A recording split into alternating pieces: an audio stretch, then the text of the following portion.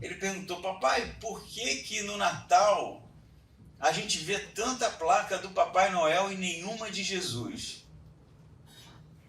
E aí eu expliquei para ele que é errado isso, porque o Natal não é sobre o Papai Noel, é sobre o nascimento do Filho de Deus. Expliquei sobre a pessoa que deu origem ao Papai Noel, personagem histórico, mas que ele também, em sua origem, estava a celebrar o nascimento de Jesus. Ele não era o fim, nem o meio. Mas é fato que, já de muito tempo, essa data tem se tornado cada vez mais superficial, segundo o seu significado original. Vai chegar um tempo em que nós perguntaremos sobre o significado do Natal e as pessoas realmente não saberão dizer, como já não sabem dizer o significado da Páscoa. Conversando com um rapaz na academia, falei para ele, brincando, né? E a conversa era bem essa, eu falei: eu pago R$100 agora, se alguém responder nessa academia de maneira correta o que significa a Páscoa. E ele falou: eu não vou apostar com você, eu não estava apostando, era uma brincadeira, porque eu vou perder. E a Páscoa também é de um significado tamanho para o cristianismo, mas foi substituído pelos ovos de Páscoa, pela cultura do chocolate, e o Natal também tem tomado o mesmo rumo, a mesma direção. O Natal hoje é sobre nós, sobre presentes, sobre consumo, sobre comilância, sobre mesas e ajuntamentos e bebedices e coisas nessa direção. O Natal se tornou algo completamente antropomórfico, sobre o homem no centro, e não o real significado do nascimento de Cristo. Rubem Alves diz algo bem interessante. Ele fala que uma celebração, ela é sobre aquilo que é celebrado. E ele dá um exemplo: se nós celebrássemos Gandhi, nós não comeríamos churrasco, porque Gandhi era vegetariano e não faria o menor sentido celebrar Gandhi comendo churrasco. E ele diz: se então um alienígena, coisa que não vai acontecer, mas se viesse em dezembro, no Natal, na casa das pessoas, e se perguntasse o que se está a celebrar, ele não teria uma resposta convincente, porque não seria sobre o Natal, seria sobre outra coisa completamente diferente do significado original. Por isso eu respondi para o meu filho: Natal não é sobre nós, não é sobre ganhar presentes, não é sobre comer comidas gostosas. O Natal é sobre o nascimento do Filho de Deus vindo ao mundo para trazer a alegria da salvação aos homens de bom coração. Por isso eu convido você a ler esta história que está no Evangelho de Lucas, capítulo 2. Vamos ler a partir do versículo 21, que diz assim: quando se completaram os 8 dias para o menino ser circuncidado, foi-lhe dado o nome de Jesus, como o anjo o havia chamado antes dele ter sido gerado. Terminados os dias da purificação deles, segundo a lei de Moisés, levaram-no a Jerusalém para apresentá-lo ao Senhor, conforme está escrito na lei do Senhor. Todo primogênito será consagrado ao Senhor, e para oferecerem um sacrifício, segundo estabelecido na lei do Senhor, 2 rolinhas ou 2 pombinhos. Havia em Jerusalém um homem chamado Simeão. Ele era justo e temente a Deus, e esperava a consolação de Israel. E o Espírito Santo estava sobre ele, e o Espírito Santo lhe havia revelado que ele não morreria antes de ver o Cristo da parte do Senhor. Assim, foi movido pelo Espírito e foi ao templo. E quando os pais levaram o menino Jesus para fazer por ele conforme ordena a lei, Simeão o tomou nos braços e louvou a Deus, dizendo: Senhor, agora podes deixar ir em paz o teu servo, segundo a tua palavra, pois os meus olhos já viram a tua salvação, a qual preparaste diante de todos os povos, luz para a revelação aos gentios e para a glória do teu povo Israel. E o pai e a mãe do menino se admiravam das coisas ditas sobre ele. E Simeão os abençoou e disse a Maria, mãe do menino: este menino está posto para a queda e para a elevação de muitos em Israel, e como um sinal de contradição. Assim, os pensamentos de muitos corações serão conhecidos. Quanto a ti, uma espada atravessará a tua alma.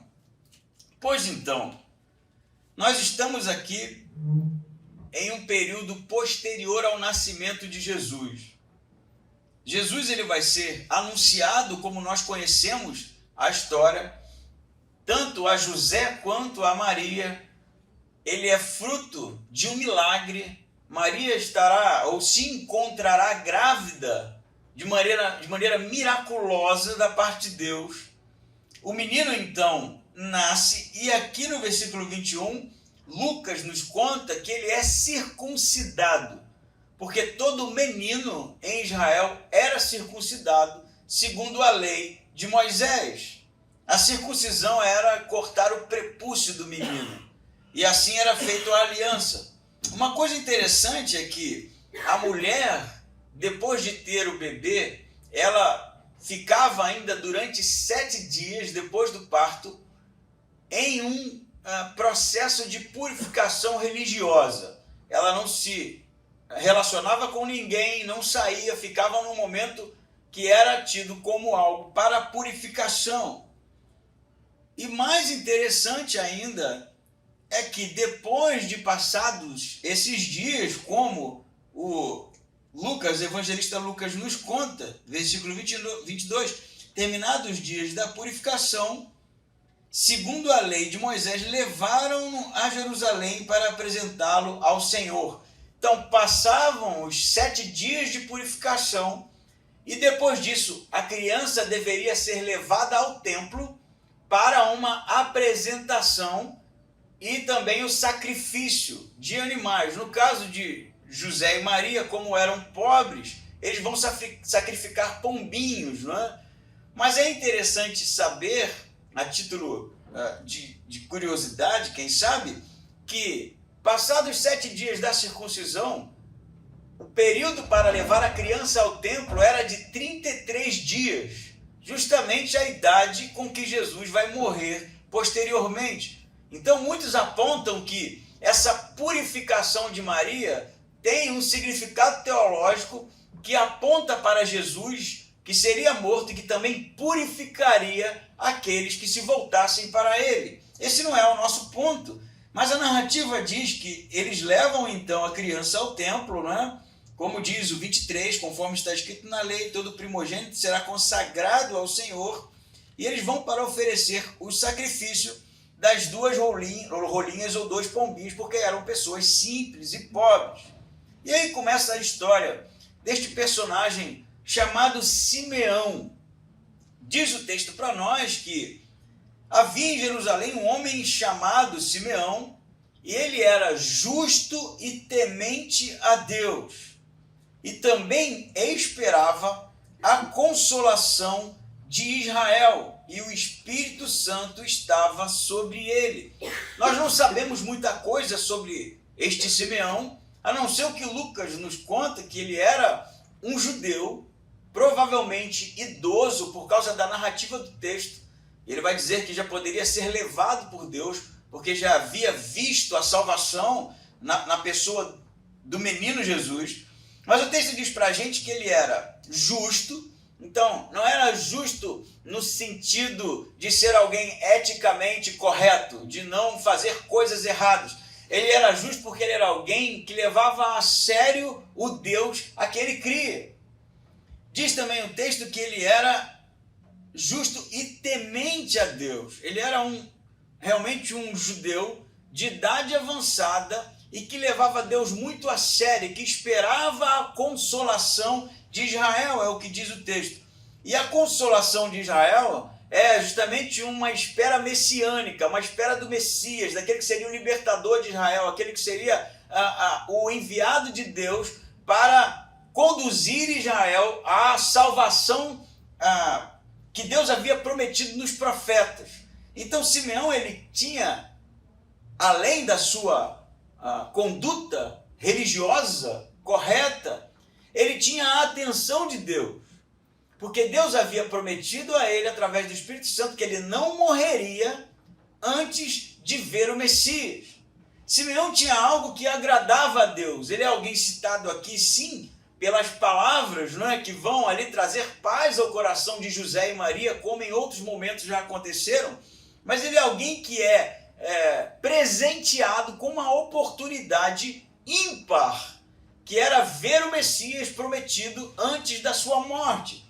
Mas o que marca, eu penso, a pessoa de Simeão é justamente a expressão esperava, porque não é simplesmente esperar no sentido de se sentar e deixar as coisas acontecerem, mas a palavra no grego é prosdekomai, que significa uma espera ativa, alguém que estava determinado a realmente crer, colocar as suas esperanças, colocar suas expectativas no enviado da parte de Deus, prometido pelos profetas, e que seria num determinado tempo, que poderia não ser o dele, porque ele já era alguém idoso, mas ele estava ali fiel, confiante e realmente decidido a fazer parte do projeto de Deus de enviar o seu filho.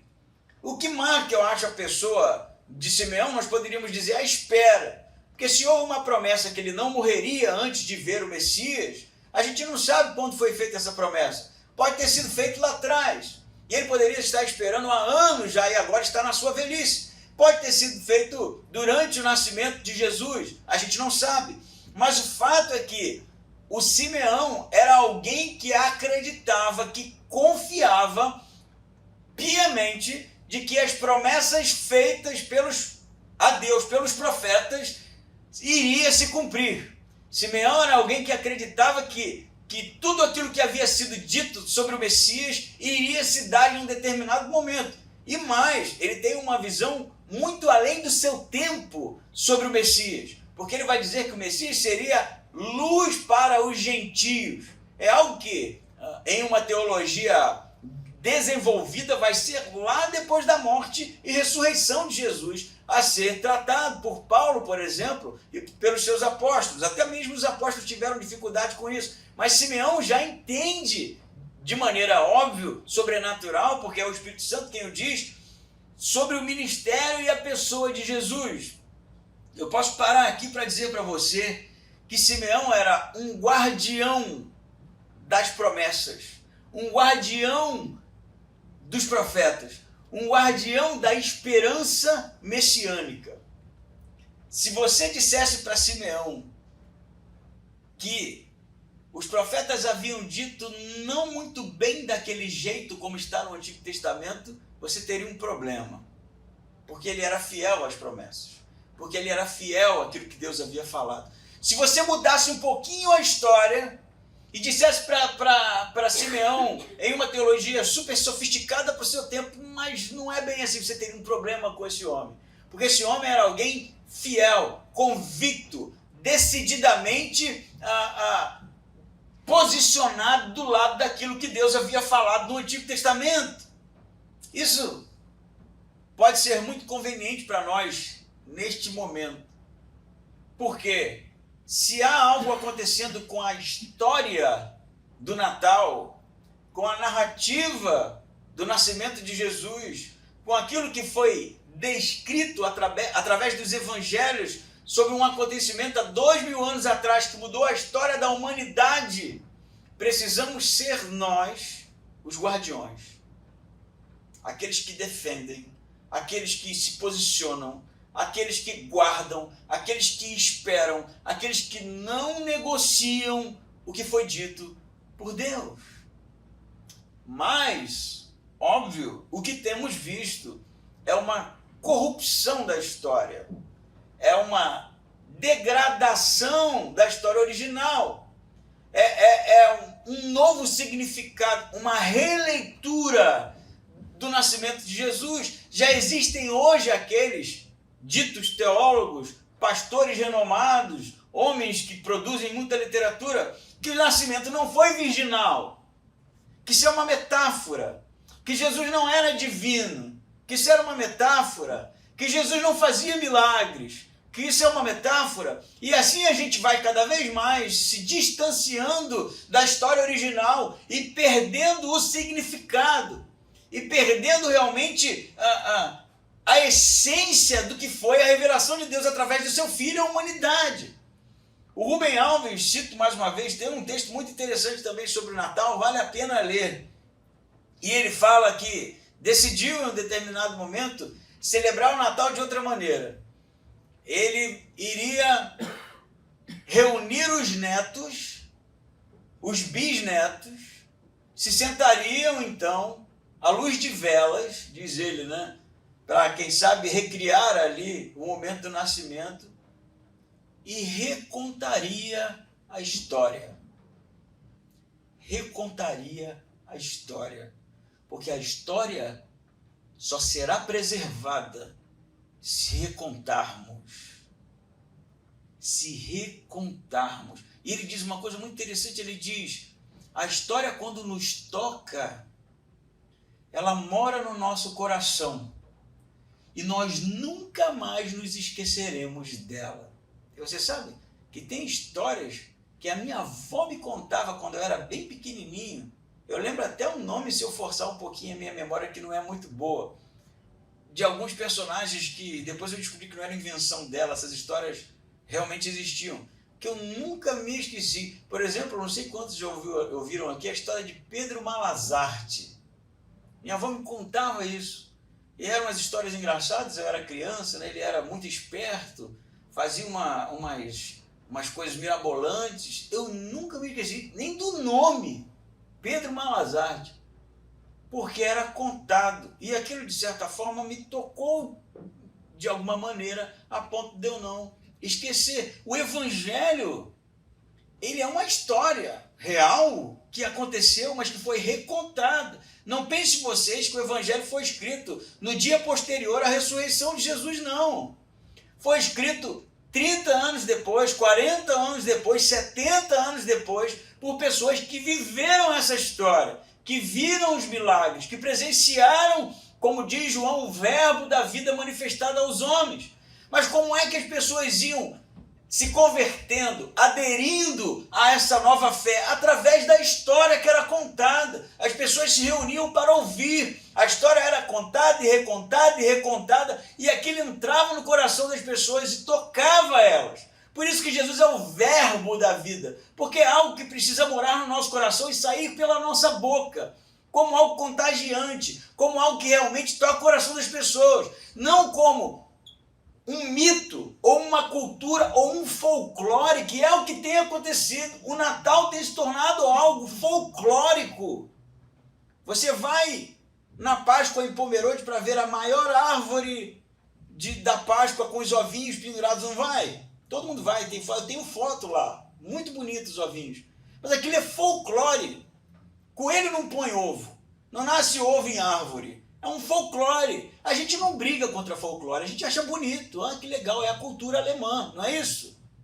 O Natal tem se tornado a mesma coisa. Um folclore, um conto de fadas. Algo que se encontra em livros para crianças, literatura infantil. Porque não está morando no coração dos homens. Não toca mais a vida dos homens. E quem sabe não toca mais porque nós não somos mais guardiãos da história original. Não recontamos mais ela. Por isso eu me sinto envergonhado mesmo, confesso, quando meu filho me pergunta por que tem foto de tanta coisa e não tem sobre Jesus. Porque na cabeça singela dele é o nascimento de Jesus. Deveria ter fotos dele, deveria ter homenagens, celebrações, mas está sendo substituído. E anote o que eu estou lhe dizendo, não se passarão 100 anos, eu estou sendo generoso, para essa história ser esquecida, se nós não a recontarmos. Portanto, o seu Natal, o meu Natal, deveria ser contar a história do nascimento de Jesus, do Filho de Deus revelado à humanidade. Colocar os nossos filhos, os nossos netos, os nossos sobrinhos, as nossas famílias e recontarmos. Porque se essa história entrar no coração deles, eles contarão, recontarão. E assim a vida das pessoas muda. Não muda por causa de uma história, muda porque é sobre algo real.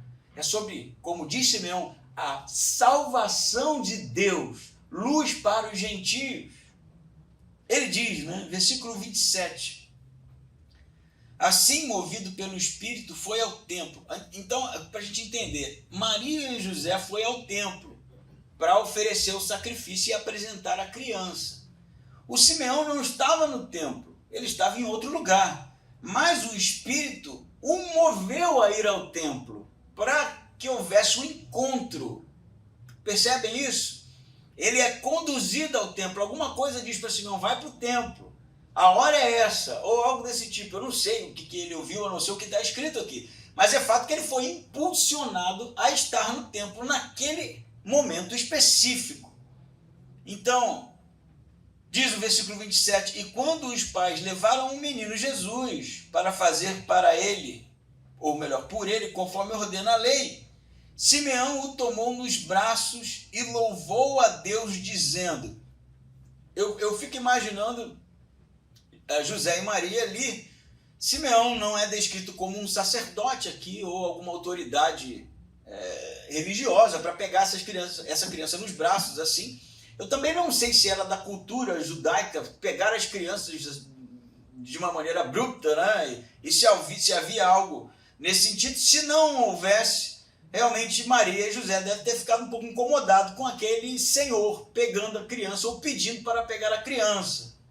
Mas o fato é que ele toma nos braços e diz, isso aqui é lindo, 29 é lindo, Simeão tomou nos braços e louvou a Deus, dizendo, Senhor, agora podes deixar ir em paz o teu servo, segundo a tua palavra, pois os meus olhos já viram a tua salvação, a qual preparaste diante de todos os povos, luz para a revelação aos gentios e para a glória do teu povo Israel.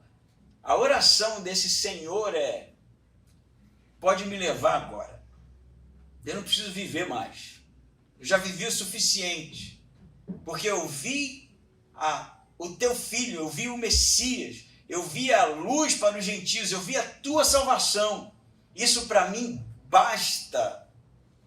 Então, onde está a beleza disso, Justo? O que você está falando que é tão bonito assim? É o fato de alguém ter tido a experiência mais magnífica que se pode conhecer. Encontrar o Cristo. Encontrar o Messias. Este homem viveu, acredito eu, a vida inteira aguardando esse momento. E quando ele vê um bebê, quem sabe a esperança messiânica de Simeão fosse encontrar um rei ali, do tipo davídico, com uma espada em punho, liderando um exército, e ele pudesse dizer, agora eu posso morrer em paz, eu sei que tem um libertador da minha pátria, do meu povo, mas não é isso, é um bebezinho. Ele vê um bebezinho no peito ainda, recém-nascido, praticamente, e ele diz, Senhor, podes me levar agora. Não é isso que o texto diz? Ele diz, 29, Senhor, agora podes deixar ir em paz o teu servo.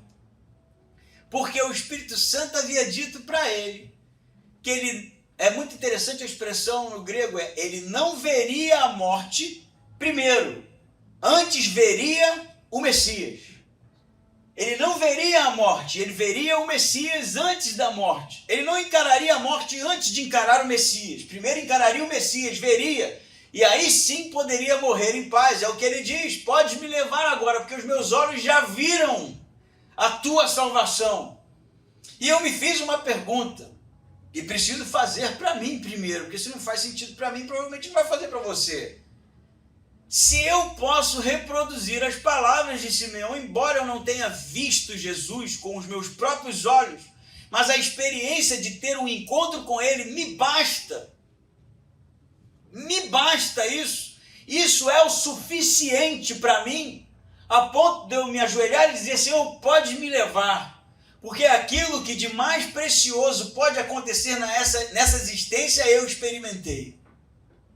Se essa for a sua oração, a minha oração, nós realmente tivemos um encontro com Jesus. Mas se nós não estamos satisfeitos no sentido de encontrá-lo, não de querer conhecê-lo, porque esse tipo de busca será para todo sempre, porque há realmente o desejo intenso daquele que encontrou Jesus de conhecê-lo cada vez mais. Mas precisa haver em nós uma satisfação no sentido de ter visto o que de maior se pode conhecer, com aquilo que realmente faz com que a nossa vida tenha todo o sentido e significado. E aí sim, Deus pode me levar agora. Eu já estou feliz, porque os meus olhos contemplaram a tua salvação. Você ora assim? Você pode orar assim? Você traz esse sentimento de ter encontrado o Cristo, o Messias de Deus, e para mim é suficiente. Ou não. Ou a gente precisa realizar algumas coisas, experimentar algumas coisas. A vida é curta demais para eu ser levado agora, para eu morrer agora. Eu não vi o suficiente, preciso viajar mais, preciso comer novos pratos, preciso ter novas experiências. Essa busca e insatisfação do homem não é condizente com a experiência de encontrar o Cristo. Não é. Eu não estou dizendo que você não pode viajar, nem ter novas experiências, nem praticar novos esportes, nem nada disso. Mas realmente precisa ser algo que tampona a nossa panela, que tampona esse desejo insaciável por algo que a gente não sabe o que é. Entende isso? Quando eu não era cristão, eu sei muito bem disso porque não venho de uma família evangélica, havia um vazio em mim. Havia um vazio em mim. Eu não sabia por quê, não sabia o que era, mas era algo terrível, porque não era saciado por nada que eu experimentasse. Não estou inventando esse discurso, já foi pregado milhões de vezes. Billy Graham que o diga. Existe um vazio estudado pela psicologia, pela filosofia no homem, na humanidade. E Jesus é realmente a tampa para esse vazio. Ele é o que resolve o problema da busca do homem por algo que ele não sabe o que é. Porque o próprio Billy Graham é quem diz que o vazio do homem é um vazio do tamanho de Deus e só pode ser preenchido por Deus. Olha o que Simeão está dizendo. Pode me levar. Porque o que de mais especial eu poderia provar nessa existência? Ele está vendo um bebê. Eu já vi um monte de bebê. Nenhum deles me gerou nada semelhante a isso. O meu filho, quando nasceu, óbvio, acelerou meu coração. Mas meu desejo não era de ser levado, era de continuar ali, vê-lo crescer, né? Mas o que Simeão experimenta é realmente algo satisfatório, preenchedor, realizador, belo, que completa a nossa existência. Por isso eu convido você, não é o final do sermão não, mas é um desafio, a buscar isso, a buscar entender que não há nada na sua existência que vá fazer com que você se sinta pleno e completo, que não uma experiência com o Jesus das Escrituras, com o Filho de Deus, com a salvação de Deus para a humanidade. Simeão orou, pode levar agora o teu servo. Os meus olhos já contemplaram. Ele diz mais, não é? Ele diz no versículo 33, e o pai e a mãe do menino se admiravam com as coisas ditas sobre o bebê, não é? E Simeão os abençoou e disse a Maria, mãe do menino, este menino está posto para a queda e para a elevação de muitos em Israel, e como um sinal de contradição. Assim os pensamentos de muitos corações serão conhecidos. Quanto a ti, uma espada atravessará a tua alma. Nem tudo são flores. Simeão é aquele que guarda as escrituras, os profetas, a história original, que espera, que aguarda. Simeão é alguém que tem a atenção de Deus e por causa do seu fervor, da sua fé, da sua esperança, tem a experiência de contemplar o Messias enviado por Deus, profetizado pelos profetas. Mas Simeão também é alguém que diz aquilo que Deus manda ele dizer. E o que eu posso salientar aqui de relevante, invertendo a ordem, é sobre Maria.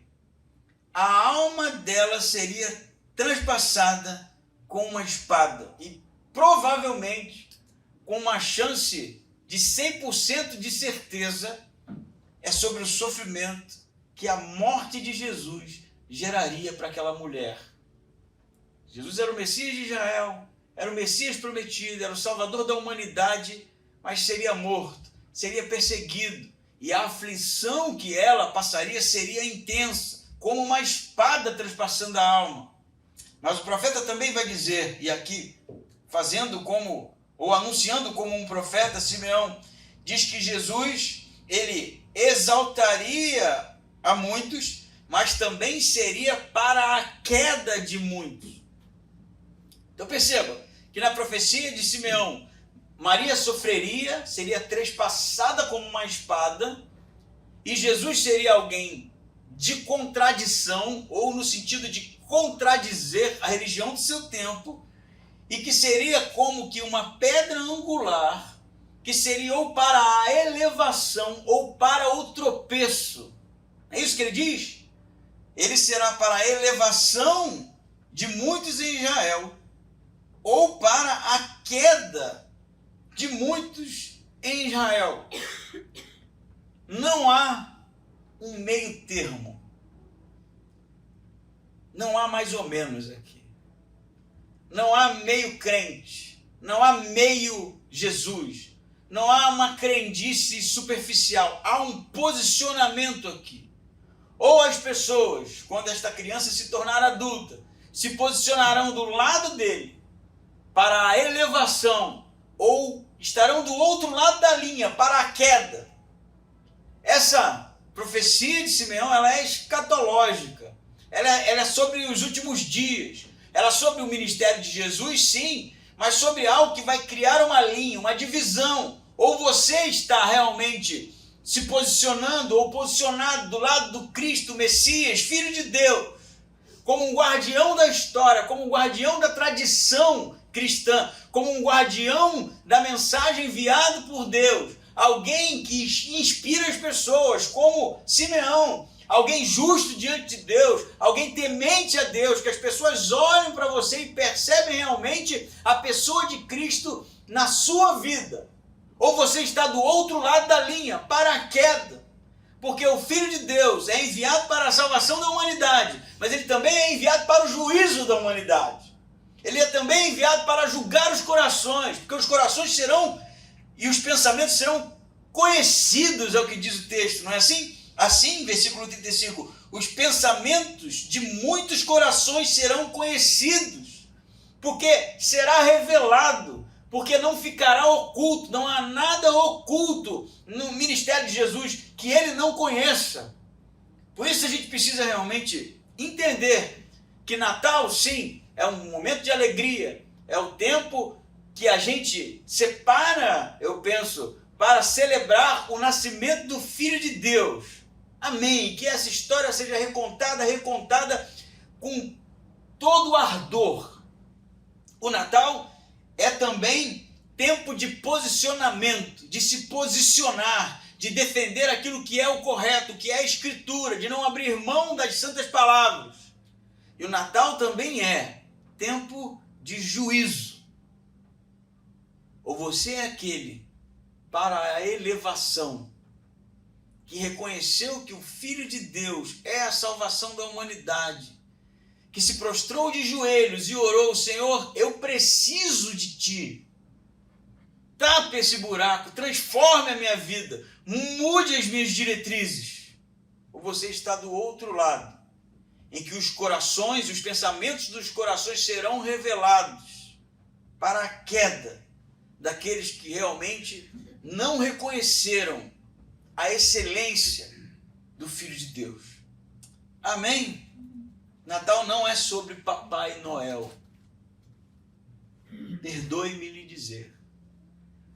O Natal não é sobre dar presentes. Não é sobre Black Friday. Não é sobre promoção ou roupa nova. O Natal é o tempo de recontar a história. Que um dia, há 2000 anos atrás, Deus enviou o seu Filho amado, único, para que todo aquele que nele creia não pereça, mas tenha a vida